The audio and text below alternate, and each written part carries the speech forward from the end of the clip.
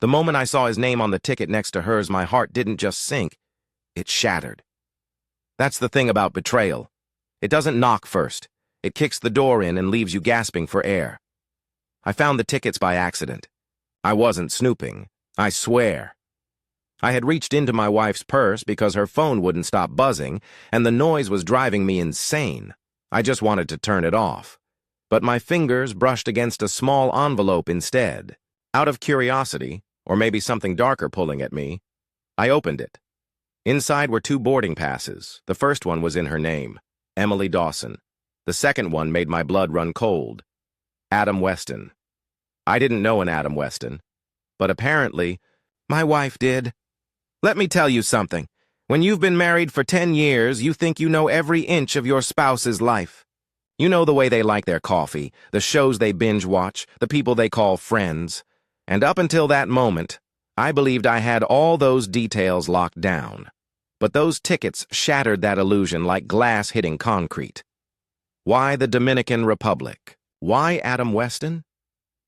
I stared at the dates on the tickets. Departure in 3 days, return a week later. I felt like someone had just kicked me in the stomach. Emily hadn't mentioned a vacation. No tropical getaways, no sandy beaches. All she had said was that she was heading to New York for a work trip with her boss.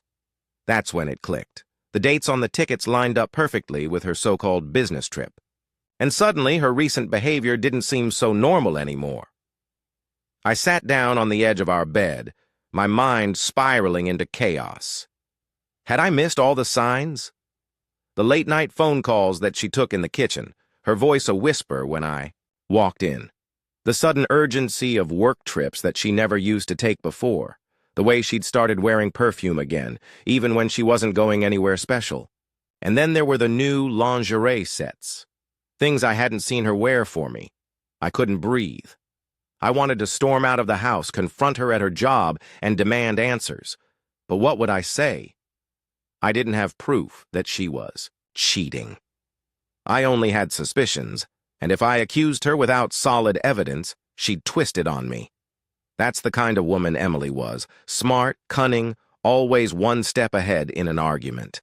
I'd end up looking like the insecure husband. I thought about our kids, Jack and Mia. They were the only reason I didn't smash something that night. I didn't want them to hear me lose control. I didn't want them to sense that their father was on the verge of a breakdown. So I swallowed my pride and stayed quiet. But inside, I was unraveling. That night, I couldn't sleep. I watched Emily as she lay next to me, her breathing soft and steady, as if she had no worries in the world. Who was this Adam Weston? How long had this been going on? Had she ever thought about what this would do to me, to our family? The next morning, I tried to act normal. I kissed her on the cheek as she left for work, and she smiled back at me like everything was fine. But I knew better. That smile was a lie. I took the day off from work to think. I sat in the kitchen with a cup of cold coffee and stared at the wall for what felt like hours. The memories of our life together played in my head like a movie reel. Our wedding day, the birth of our children, the vacations, the late-night talks. Were all those moments real, or had they just been part of a bigger lie?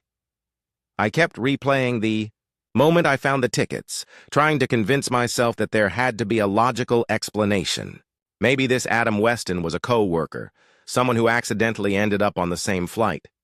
Maybe Emily had a surprise planned for us, and I was overthinking everything. But no matter how hard I tried, my gut wouldn't let it go. That evening, when Emily came home, I was determined to study her behavior. I needed to see if there was any trace of guilt, any sign that she was hiding something. But she was good, too good. She walked in, kissed the kids, and sat down for dinner like it. Was any other night? Are you excited about the New York trip? I asked, keeping my tone casual as I passed her the bowl of mashed potatoes. Yeah, she said, not missing a beat. It's mostly meetings, but I'm hoping to squeeze in some time to explore the city. I nodded, forcing a smile. How's your boss? Still as demanding as ever? She chuckled. Oh, you have no idea, but he's a good mentor. Lies. Every word felt like a dagger to the chest. After dinner, I watched as she packed her suitcase. She folded clothes neatly, adding little touches like her favorite perfume and a new bikini. My heart ached watching her. There was something cruel about seeing the person you love prepare to betray you. I thought about confronting her right then and there. But the fear of what would happen next paralyzed me. What if she admitted it? What if she left? What would happen to the kids?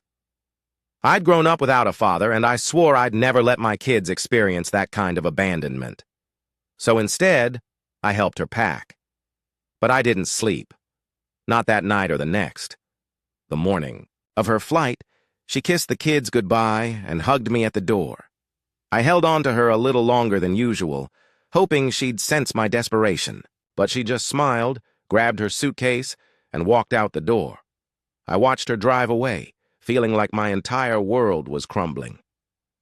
2 days passed before I heard from her.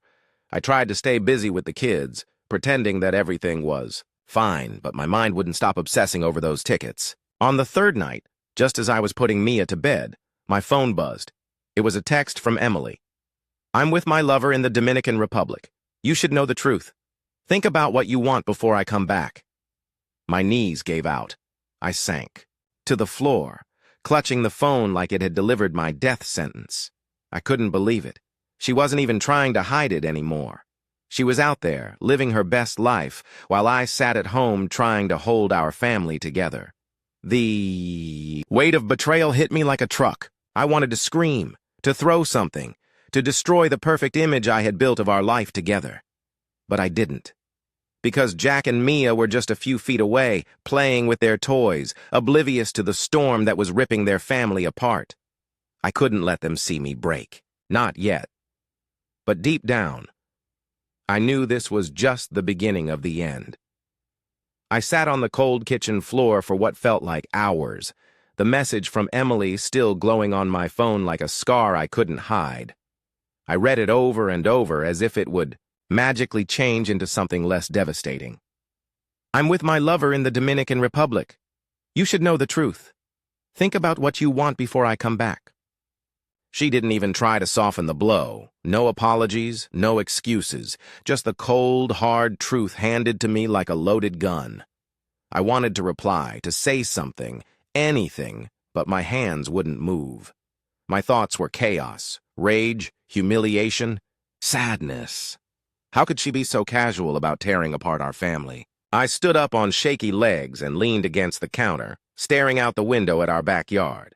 Jack's bike was lying on its side in the grass, and Mia's dolls were scattered on the porch. My kids, blissfully unaware of the storm brewing, inside their father. I wiped my eyes, though I couldn't remember when the tears had started falling. I had to hold it together, for them. But inside, I was a mess. The next morning, I barely made it through breakfast. Jack kept asking me if I was okay because I wasn't eating.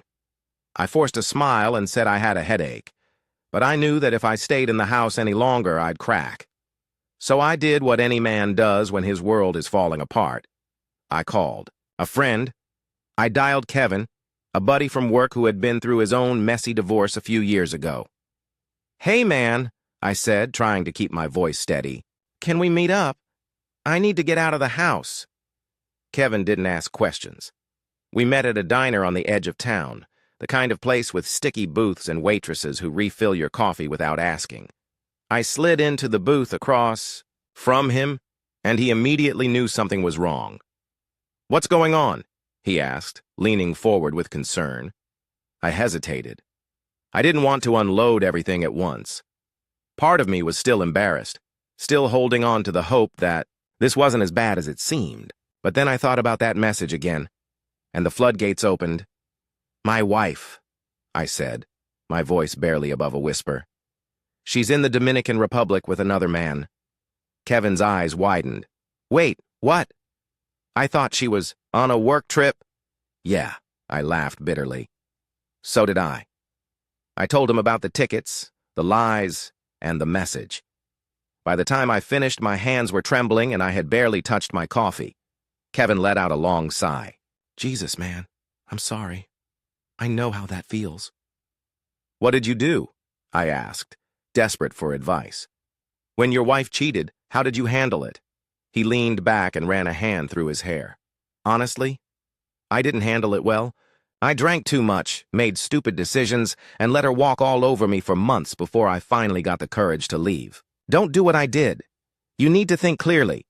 Don't let her control the narrative. Control the narrative. The words stuck with me. You think I should confront her when she gets back? I asked. Kevin shook his head. Not until you have all the facts. If you confront her now, she'll spin it. She'll gaslight you, make you doubt yourself. Trust me. Get the evidence first. I nodded, feeling a flicker of determination. Kevin was right. I couldn't let her turn this around on me. I needed to be prepared. That night, after the kids were asleep, I grabbed Emily's laptop from her home office. She always kept it password protected, but after 10 years of marriage, I knew her well enough to guess the password. Jack and Mia 2012. It worked on the first try. I opened her email and scrolled through the inbox, my heart pounding with every new message I clicked. At first, I didn't see anything suspicious.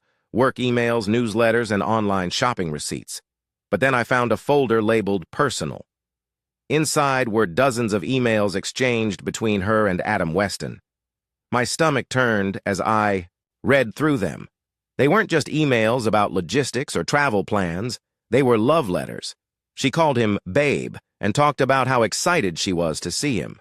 They made plans for romantic dinners, beach walks, and even future vacations.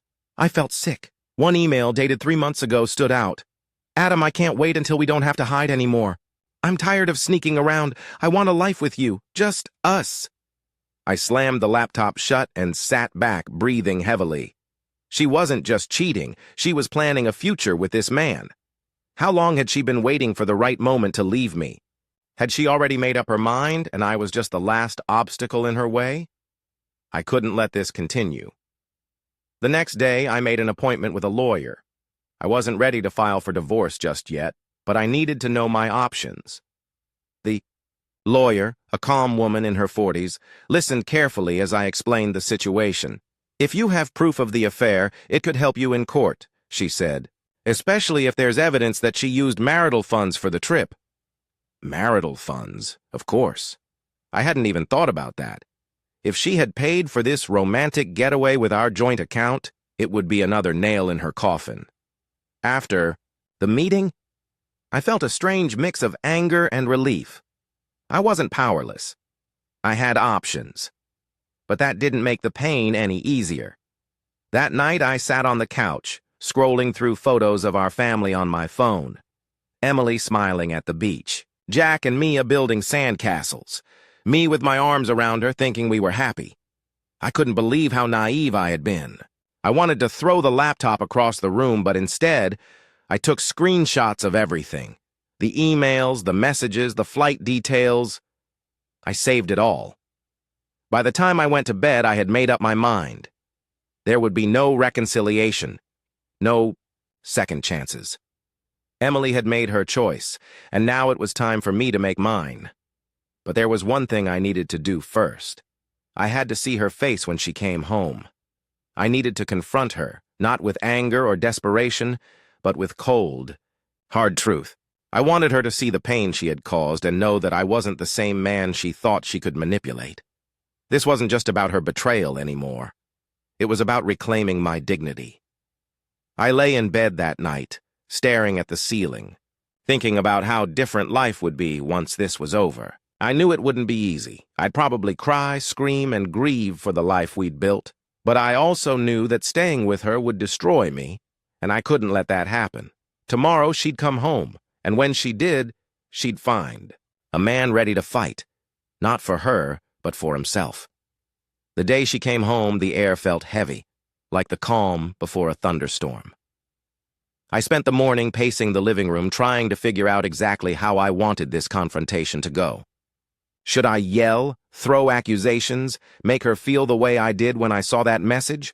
Or should I stay calm, controlled, and watch her squirm as I dismantle her lies one by one? Every time I thought I had a plan, I imagined the look on my kids' faces if they saw their father explode Jack and Mia didn't need to see their home turn into a battlefield. I owed them that much. So I waited in silence. The suitcase by the door was her welcome home gift. Inside, I had neatly packed her essentials. I wasn't going to give her the satisfaction of sticking around to watch her play the victim. When her car pulled into the driveway, my heart pounded so hard it hurt. I stepped back and leaned against the kitchen counter, watching the clock tick. She was home early, just after lunch. The kids were still at school, giving us privacy for the conversation I'd been dreading, or maybe anticipating. The front door opened, and I heard her heels clicking against the hardwood floor. "I'm home!" she called out, like nothing had changed, like she hadn't just spent a week with her lover. I didn't respond. I stood in the kitchen waiting. When she rounded the corner and saw me, her face lit up for a split second, until she saw the suitcase by the door. Her smile faded. "What's with the suitcase?" she asked cautiously. I folded my arms. "Why don't you tell me?" She blinked, clearly caught off guard. "What are you talking about?"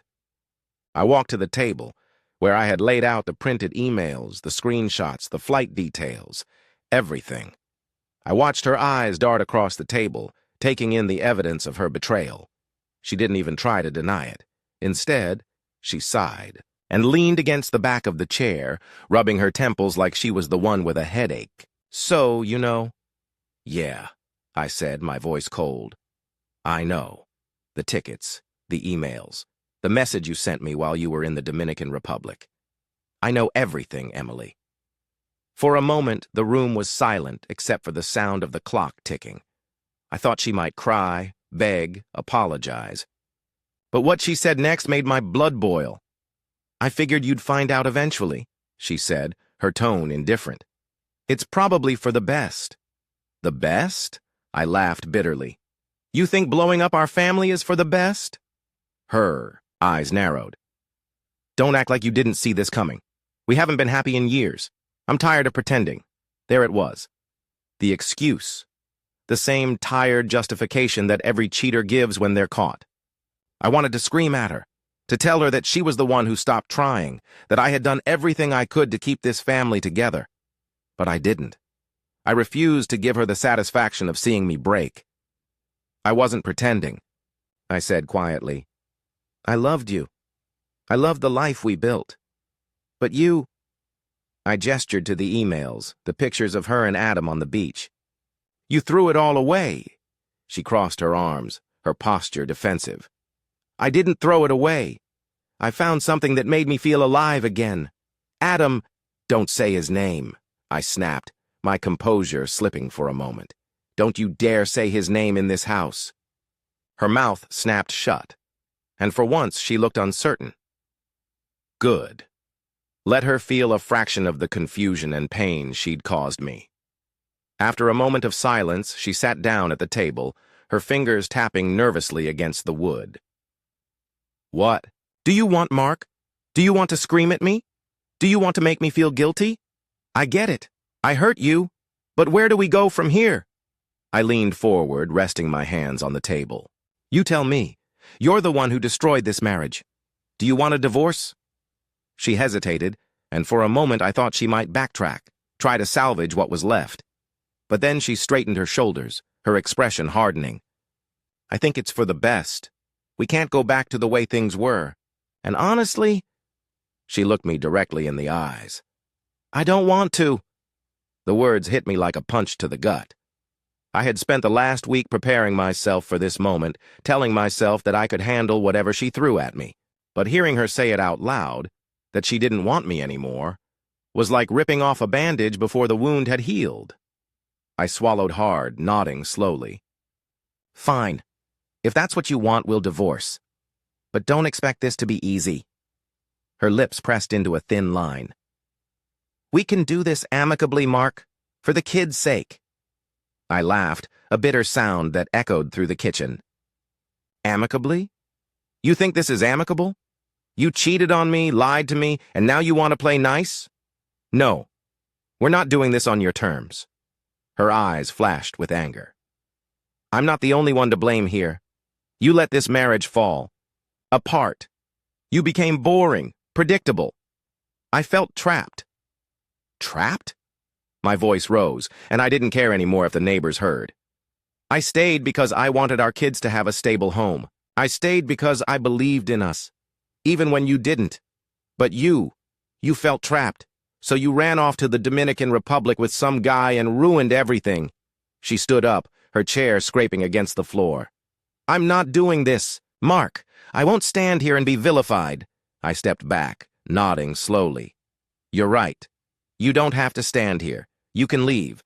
There's your suitcase. Take it and go. Her face twisted in disbelief. You're kicking me out? What did you expect, Emily? For me to forgive you? For us to pretend like this never happened? I ran a hand through my hair, the weight of the situation crashing down on me. Go stay with Adam. Isn't that what you wanted? She didn't move at first. She just stood there as if she couldn't believe this was happening. Then, without another word, she grabbed the suitcase and walked toward the door. As she opened it, she turned back to me one last time. I hope you find someone who makes you happy, Mark. I really do. I didn't respond. I just watched her walk out the door, the woman I had once loved reduced to a stranger. After she left, I sat on the couch, staying at the empty space where her suitcase had been. The silence was deafening. I thought I would feel relieved, but all I felt was hollow. The kids would be home soon, and I had no idea how I was going to tell them. How do you explain to a 7-year-old and a 9-year-old that their mom isn't coming home? How do you protect them from the same pain that tore you apart as a child? I picked up my phone and dialed my lawyer. When she answered, I could barely get the words out. I'm ready to file. Hanging up, I leaned back and closed my eyes. Emily was gone, but the scars she left behind weren't going anywhere. I didn't know what the future held, but I knew one thing for certain. I'd never let anyone make me feel this powerless again. This wasn't the end of my story. It was the beginning of something new, and maybe, just maybe, I'd find a way to rebuild the pieces she left behind.